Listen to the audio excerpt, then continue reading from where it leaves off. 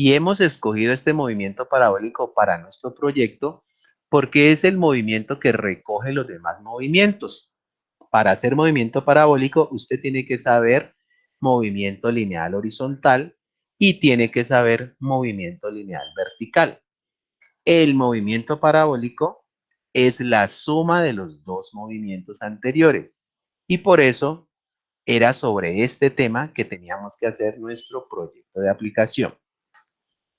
Para hacer el cálculo hay que tener en cuenta unos elementos. Entonces, primero, si es un cañón. Si es un cañón, les voy a explicar si es un cañón qué se hace.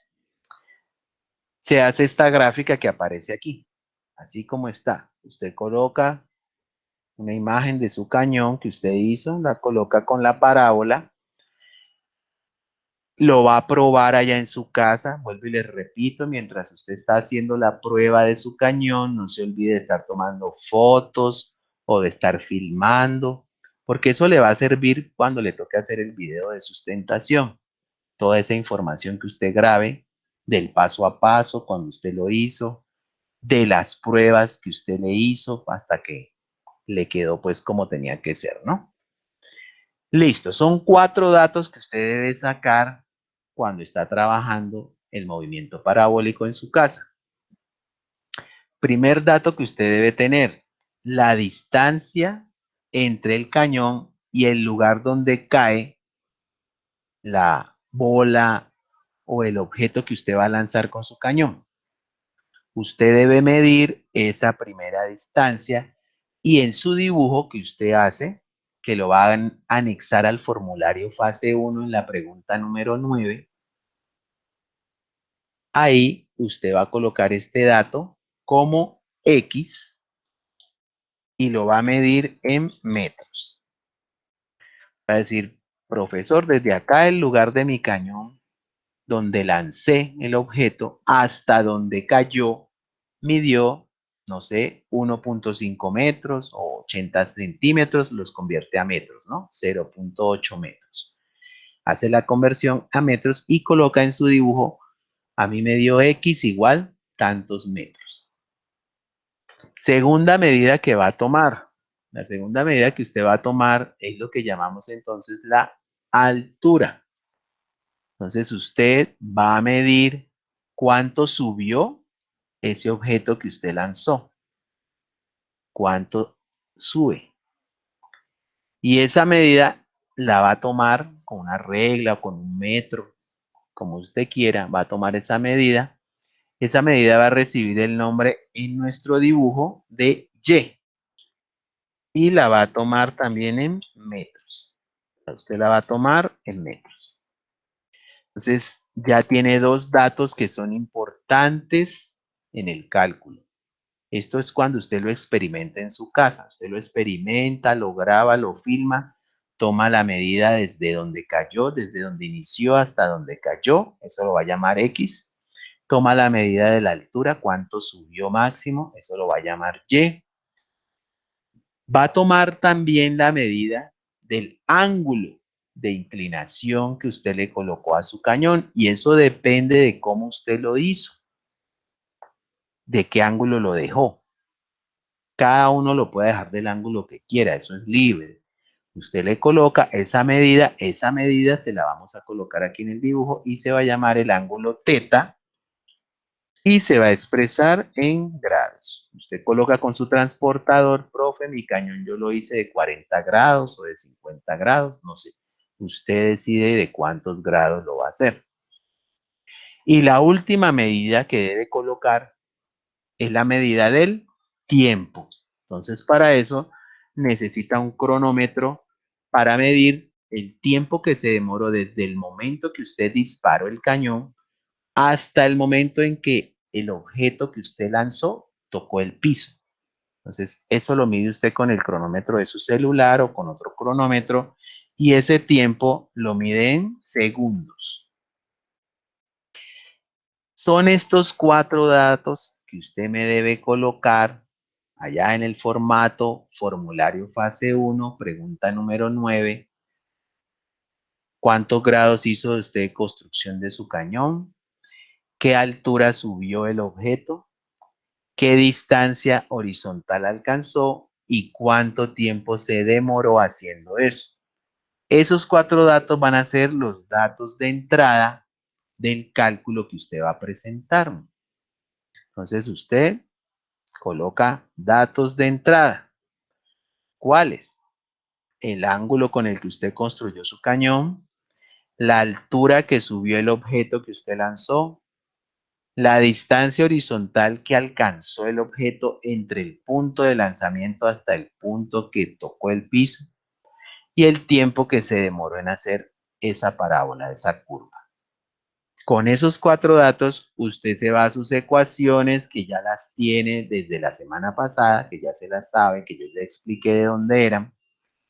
Y de esas ecuaciones usted solamente va a calcular esta, la de la velocidad inicial.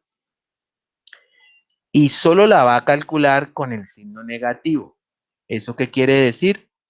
Que usted solamente va a calcular la primera parte de la parábola, o sea, la parte en la que la parábola sube.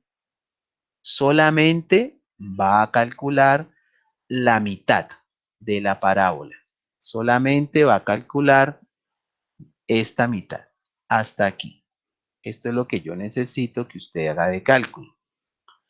¿Qué ocurre en esa mitad de la parábola? Ocurre algo interesante y es que la parábola, cuando llega a la mitad, nos da un nuevo dato. Y ese nuevo dato hace referencia a la velocidad final acá, arriba. Nosotros sabemos que cuando la parábola sube, va perdiendo potencia. Y eso es debido a la gravedad. Eso lo vimos la clase pasada. Entonces vamos a aprovechar esa situación para tener un dato adicional. Ese dato adicional es lo que conocemos como la velocidad final en Y. Y como todos sabemos, en esa parte superior tiene que ser igual a 0.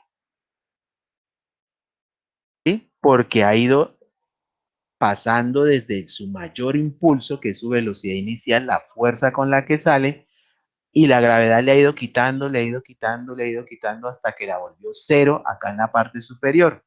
Y a nosotros nos conviene este dato porque en la ecuación que vamos a usar está ese dato. Y está ese dato y como vale 0, quiere decir que nosotros lo podemos cancelar y eso nos va a reducir el tamaño de la ecuación. Y aquí ya podemos despejar entonces uno de los términos, este que está aquí, que está con signo negativo, y nos lo podríamos llevar completamente hacia el otro lado de la ecuación con signo positivo. Y la ecuación entonces se reduciría y nos quedaría más sencilla de resolver. Simplemente esta parte de acá no existiría y la ecuación nos quedaría de la siguiente manera. Esta velocidad inicial seno del ángulo que era negativo pasó al otro lado positiva y quedó igual al término gravedad por tiempo. ¿Qué es lo que necesitamos descubrir? Simplemente lo que necesitamos despejar de esta ecuación es la velocidad inicial. Entonces, aquí está multiplicando. ¿Eso qué quiere decir? Que esta parte de la ecuación, el seno del ángulo, va a pasar al otro lado a dividir. Y la ecuación entonces nos va a quedar más sencilla de resolver de la siguiente forma. Entonces, todo esto que está acá, seno del ángulo, desaparece en este lado. Y en este lado de acá aparece entonces como un fraccionario donde el numerador es la gravedad tiempo y el denominador es el seno de nuestro ángulo teta. Y todos estos datos usted los conoce, usted los tiene y la única ecuación que usted va a calcular prácticamente de cálculo es esta. Es esta. La gravedad usted la conoce, vale 9.8 metros sobre segundo cuadrado. El tiempo usted lo conoce porque usted lo midió con su cronómetro. Y el ángulo usted lo conoce porque es el ángulo con el cual usted construyó su cañón o su catapulta. Porque este mismo procedimiento sirve para cañón y para catapulta. Este mismo, exactico. No hay nada que quitarle ni nada que agregar. ¿Para qué hicimos este cálculo de la velocidad inicial? Para comprobar X y comprobar Y. ¿En dónde? En las dos ecuaciones que siguen. La de X y la de Y.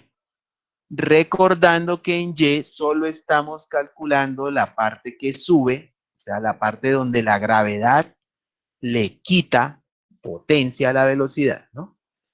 Entonces, estas dos ecuaciones nos van a servir para comprobar y ya tengo todos los datos que me están pidiendo estas dos ecuaciones, porque ya tengo la velocidad inicial y aquí simplemente escoger esta velocidad inicial, este número que me dio aquí, que me va a dar en metros por segundo, y lo voy a meter en esta ecuación y lo voy a meter aquí en esta ecuación. ¿Con qué datos? Con los otros que ya tengo. El ángulo con el que construí mi cañón o mi catapulta y el tiempo que yo medí con mi cronómetro. La gravedad ya sé cuánto vale, 9.8 metros sobre segundos cuadrados, y hago estas dos operaciones y voy a buscar el resultado de X, el resultado de Y los voy a comparar con los que yo medí.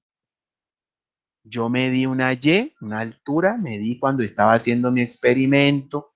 Yo medí una X, una distancia horizontal, cuando estaba haciendo mi experimento y voy a comprobar los resultados experimentales con los resultados matemáticos y voy a ver si se parecen o no se parecen. Eso es lo que voy a hacer. Esto sirve también para la catapulta, es decir, si usted no tiene un cañón, sino que tiene una catapulta, pues aquí lo que usted va a hacer es eso, lo mismo, ¿no? Va a medir el ángulo de la catapulta, que en este caso, miren, el ángulo de la catapulta es más grande que el ángulo del cañón, ¿no? Mientras que el ángulo del cañón solamente se mide entre la horizontal y la inclinación del cañón, ¿sí? Entre esas dos usted mide el ángulo que va de aquí, no sé, hasta acá. En la catapulta le toca medir el ángulo completo, ¿no? Que va desde acá, toda esta vuelta, hasta acá. Es decir, el ángulo en una catapulta es mayor de 90 grados, el ángulo en un cañón es menor de 90 grados. Pero los cuatro datos se le pueden sacar a los dos proyectos. El mismo cálculo, la misma ecuación que está aquí, perdón, la misma ecuación que está aquí es la que voy a utilizar tanto para cañón como para catapulta. Las mismas pruebas le hago a la catapulta, las mismas pruebas le hago al cañón.